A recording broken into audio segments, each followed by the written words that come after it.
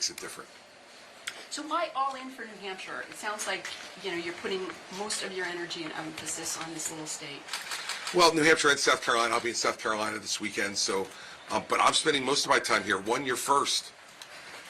You got to win, and you got to do well somewhere early, and so it's always been my evaluation that an open primary like the one you have here is the fairest way to go, and having people actually be able to come in and vote in the way they're used to voting is the fairest way to go. And so I think I've always done well in my political career in places where I get a full and fair hearing, and I think I'll get a full and fair hearing here in New Hampshire. And I think South Carolina, too, is an open primary, and one where you can count on being able to reach voters in a very direct way. So that's why we're spending most of our time in New Hampshire and South Carolina. We'll be there all weekend in South Carolina this weekend, obviously here today in New Hampshire, be back in New Hampshire next week, Tuesday and Wednesday. So you'll see me here every week, multiple days a week between now and whenever the Secretary sets the primary date. So Governor, last week, New Hampshire Journal did a poll of swing voters here in New Hampshire, and you did very well with swing voters. Came in second, right on Trump's coattails. You've had people urging people to cross over and change registration so they can be unaffiliated vote Republican. Not a big number. But among 4-for-4s, that is Republicans who vote in every Republican primary, not the people who swing back and forth, you're not doing very well. What's your message to those 4-for-4 traditional Republicans as opposed to the swing and independent? Well, look, I'm not surprised. I'm the only one going after Donald Trump, who's been our nominee the last 2 times. So why would you be surprised that some of those 4-for-4 voters would be upset? Of course they are. A lot of people don't want to hear the truth about him. But, yesterday he's sitting in a courtroom in New York City, worried about keeping his money, the little bit of money he has, not the amount he claims he has, because he's already been determined by that court to be a fraud. And now it's just about how much money he's going to have to pay.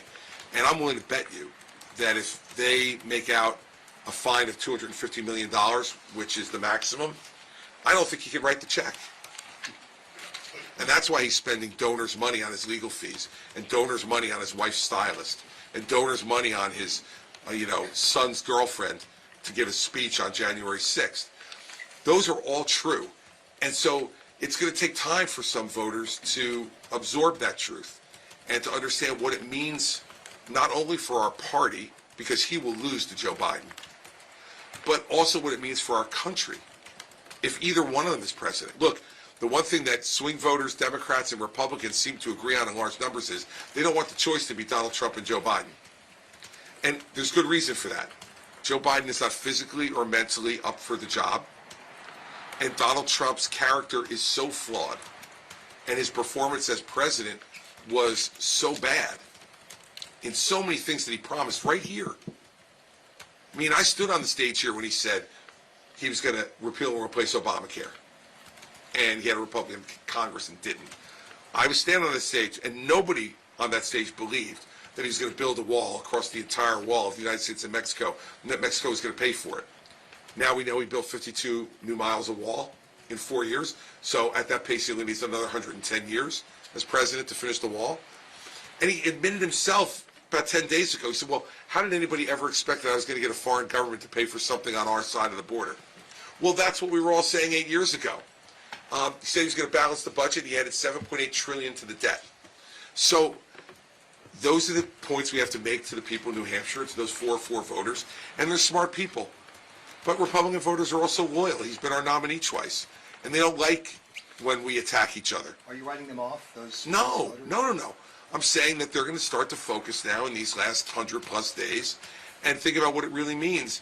If you're a 4-4 Republican voter, I think what you want more than anything else is a Republican president. Donald Trump is not going to be that. He has been a loser since he walked into the White House. He lost the Obamacare vote. He lost the midterm elections in 2018. He lost the presidency in 2020. He lost the Senate in Georgia in 2021. And he lost governors and another senator with the people he put forward and endorsed in 2022. Loser, loser, loser. And he'll lose again in 2024. That's the message to those 4-4 voters, because what they care about more than anything else is the fact that Joe Biden is taking this country down an awful path, and they don't want to put up a certified loser, 4 times indicted, out on bail in 4 different jurisdictions, and not spending his time here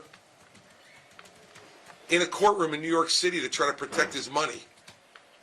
I mean, and by the way, if you were the nominee, from Super Tuesday forward, from 2 months, he's going to be sitting in a courtroom in Washington, D.C. 5 days a week. Because unlike what's going on in New York right now, that trial will not be optional. It is a condition of his bail that he must show up in court every day. Think about that. We're talking about a presidential candidate who is out on bail in 4 jurisdictions and has his movements controlled by the court, and now has what words he can say controlled by the court. Doesn't sound to me like a winning nominee. Earlier this year,